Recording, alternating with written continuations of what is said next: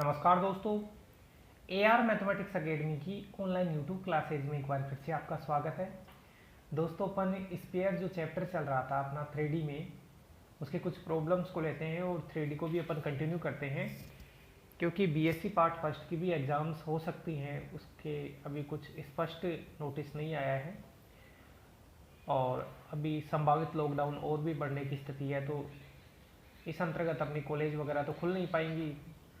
तो आप इसको पढ़ें और जैसे आप कंटिन्यू क्लासेज में पढ़ते थे वैसे ही इनको पढ़ें। भाई अगर एग्ज़ाम नहीं भी होती है तो फिर भी कम से कम नॉलेज तो आएगा ना आपको 3D का, आगे इन फ्यूचर आपको काम में आने वाला है वो। तो सब लोग वीडियो को लाइक करें, चैनल को सब्सक्राइब नहीं किया तो सब्सक्राइब करें, बेल आइकन को दबाएं जिससे न्यू वीडियोज़ की नोटिफिकेशन आप तक प्राप्त हो। और ये जो भी वीडियो आपको मिलते हैं उनको अपनी नोटबुक में नोट कीजिए। कहीं भी आप डाउट आए तो इनको कमेंट बॉक्स में डालिए ताकि मैं न्यू वीडियोज़ में उस डाउट को आपको क्लियर कर सकूं। दोस्तों, एक क्वेश्चन है कि अपना एक प्लेन है जो स्थिर बिंदु ABC से गुजरता है। कोई फिक्स पॉइंट है ABC, उससे अपना प्लेन गुजर रहा है और मूल बिंदु से इस समतल पर खींचे गए लंब पाद फुट ऑफ परपेंडिकुलर का अपने को लोकस बताना है। तो सॉल्यूशन पार्ट के ऊपर अगर अपन चलें तो सॉल्यूशन पार्ट में देखो, मैं थोड़ा डायग्राम बनाता हूँ इसमें। अब 3D में के जो डायग्राम है उनको समझना बहुत इंपॉर्टेंट होता है। जैसे मान लो दोस्तों कि ये कोई प्लेन है अपने पास, ये अपना कोई प्लेन है और ये कोई बिंदु है ABC, ये कोई फिक्स बिंदु है ABC जिससे अपना प्लेन गुजर रहा है और ये अपना फुट ऑफ परपेंडिकुलर है। भाई O इसको दे दिया A, ये OA है, एक रेखा है जो मूल बिंदु से गुजर रही है, 0 0 0 से गुजर रही है और इस प्लेन के क्या है, ये रेखा जो OA है इस प्लेन के क्या है, लंबवत है। अब मेरे को फुट ऑफ परपेंडिकुलर, देखो दोस्तों ये प्लेन है, ये रेखा है, तो ये इसको कहा जाता है लंबपाद। लंबपाद एक ऐसा बिंदु होता है जो रेखा पर भी स्थित होता है और प्लेन पर भी स्थित होता है।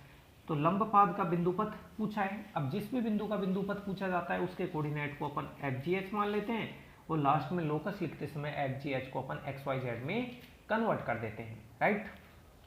तो सबसे पहले तो मैं क्या लिखूंगा, ये जो समतल है ABC से गुजर रहा है, तो समतल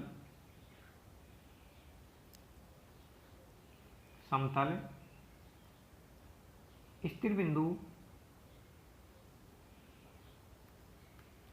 बिंदु फिक्स बिंदु ABC से गुजरता है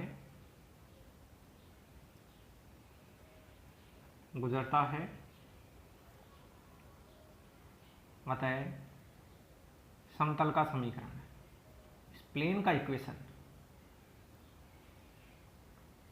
दोस्तों ये 11th क्लास में पढ़ा होगा आपने, capital A x minus A plus capital B y minus B plus capital C z minus C बराबर 0। ये small a small b small c तो वो पॉइंट है जिनसे आपका प्लेन गुजर रहा है, और here capital A capital B और कैपिटल C ये क्या होते हैं, ये याद रखना। समतल के जो लंबवत जो रेखा होती है या समतल का जो अभिलंब होता है उस अभिलंब के दिक् अनुपात होते हैं। समतल के अभिलंब के दिक् अनुपात है। समतल का जो नॉर्मल होता है, समतल के अभिलंब के दिक् अनुपात है, ठीक है भाई। ये समतल के अभिलंब के दिक् अनुपात है। इसको डाल दिया अपन ने इक्वेशन नंबर 1। ये एक समतल का समीकरण है जो ABC से गुजरता है और capital A capital B capital C समतल के लंबवत रेखा के दिक् अनुपात है। अब समतल की लंबवत रेखा OA है तो OA के दिक् अनुपात काम में ले लूंगा मैं, ये capital A capital B capital C। तो चूंकि रेखा OA समतल के लंबवत है, वह मूल बिंदु से गुजरती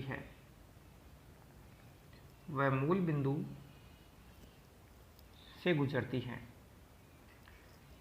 ये जो रेखा OA है वो समतल के लंबवत है तथा मूल बिंदु से गुजरती है, इसलिए रेखा OA का समीकरण अब रेखा का समीकरण 3D में कैसे होता है भाई, x minus x one upon उसके दिक अनुपात। अब x1 y1 z1 तो वो पॉइंट है जिनसे रेखा गुजर रही है और वो 0 0 0 है, तो x minus 0 upon a, y minus 0 upon capital B, z minus 0 upon capital C बराबर जैसे 1/k मान लिया। आप के भी मान सकते हो, 1/k भी मान सकते हो, उससे कोई इश्यू नहीं है। तो ये रेखा OA का समीकरण है। वैसे आपको समीकरण याद रखना है, x minus x one upon l बराबर y minus y1 upon m बराबर z minus z1 upon l, जहाँ x1 y1 z1 तो वो पॉइंट होते हैं जिनसे आपकी रेखा गुजर रही है, और ये जो L1 M1 N1 वो पॉइंट होते हैं जो रेखा के दिक अनुपात है। अब यहाँ समतल के अभिलंब के दिक अनुपात capital A capital B capital C आए तो ये रेखा के लिए काम में आ जाएंगे। तो यहाँ से मैं लिखना चाहूँ x का मान आया a अपोन के, y का जो मान आया b अपोन के, z का मान आया c अपोन के। x का मान आया a अपोन के, y का मान b अपोन के और z का मान c अपोन के। अब ये x y z हैं वो क्या है, इस रेखा पर स्थित पॉइंट के निर्देशांक। तो मैं लिख देता हूं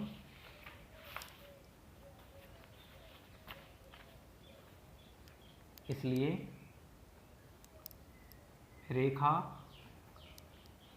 OA पर स्थित बिंदु, रेखा OA पर स्थित पॉइंट, भाई एक्स वाई जेड जो आए हैं वो रेखा के समीकरण को संतुष्ट करने से आए हैं, तो वो रेखा पर स्थित बिंदु के निर्देशांक है जो अपने पास a अपोन के, b अपोन के और c अपोन के आए, राइट। अब ये रेखा OA पर स्थित बिंदु के निर्देशांक है, तो आप इन कोऑर्डिनेट्स को आप फुट ऑफ परपेंडिकुलर के कोऑर्डिनेट मान लो। तो यदि लंबपाद के निर्देशांक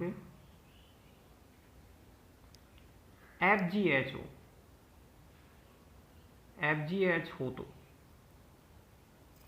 अच्छा देखना एक बार इसमें थोड़ा कि ये x का मान a अपोन के, b अपोन के, c अपोन के, ये क्या है, रेखा पर स्थित किसी भी बिंदु के निर्देशांक। तो आप क्या करो, इनको इस a के निर्देशांक मान लो, और a के निर्देशांक आपने क्या बता रखे हैं, FGH। यहाँ पे जो a है वो है अपना फुट ऑफ परपेंडिकुलर, लंबपाद।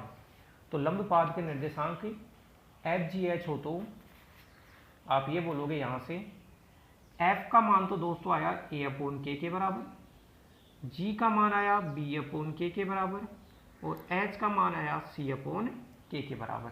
इसका मतलब a बराबर तो हो गया f के, b बराबर हो गया g के और c बराबर हो गया h के। ABC आ गए। पुट दीज वैल्यू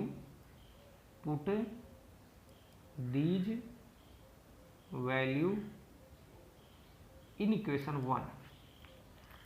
1 में इन वैल्यूज को पुट करना है।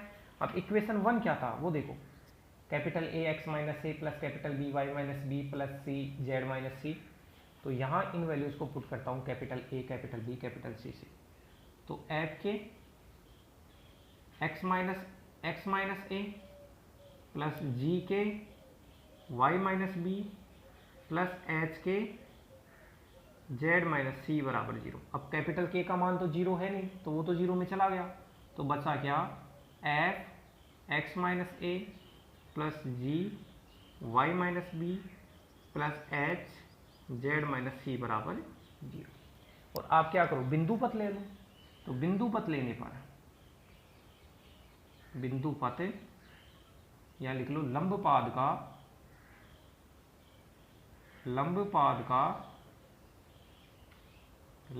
का बिंदुपथ लेने पर, जब आप बिंदुपथ लोगे तो क्या करोगे, FGH को XYZ में कन्वर्ट करोगे। तो x minus a plus y minus b plus z minus c बराबर 0। तो ये बन गया अपना x square plus y square plus z square minus का AX माइनस का BY माइनस का CZ बराबर 0। ठीक है दोस्तों, ये अपना लंबपाद का बिंदुपथ आया है। और लंबपाद अपन ने माना था फुट ऑफ परपेंडिकुलर FGH माना था सबसे पहले तो, और ये जो प्लेन है वो ABC से गुजरता है, तो प्लेन का इक्वेशन लिख लिया। यहाँ capital A capital B capital C समतल के अभिलंब के दिक् अनुपात है। उसके बाद में ये जो रेखा OA है वो मूल बिंदु O से गुजर रही है और ये समतल पे लंबवत है। तो दोस्तों ये जो फुटो परपेंडिकुलर एक ऐसा पॉइंट होता है जो प्लेन के ऊपर भी होता है और लाइन के ऊपर भी होता है। इसके कोऑर्डिनेट अपन ने FGS ले लिए। अब जो लाइन है उसका equation x minus x1 upon l बराबर y minus y1 upon m बराबर z minus z1 equal to constant वहां से मान लिया x y z।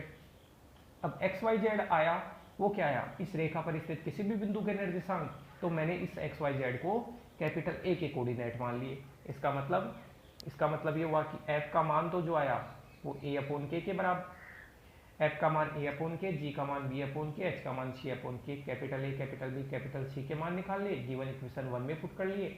उसके बाद में मैंने लोकस ले लिया और लोकस लेने के बाद में जो प्रूफ करवाना चाह रहा था वो अपना आ गया। अब दोस्तों वीडियो को लाइक करें, चैनल को सब्सक्राइब नहीं किया तो सब्सक्राइब करें। अब यहाँ से आपको कॉन्टिन्यूसली वीडियोज़ मिलते रहेंगे और अपनी नोटबुक में नोट करें। धन्यवाद।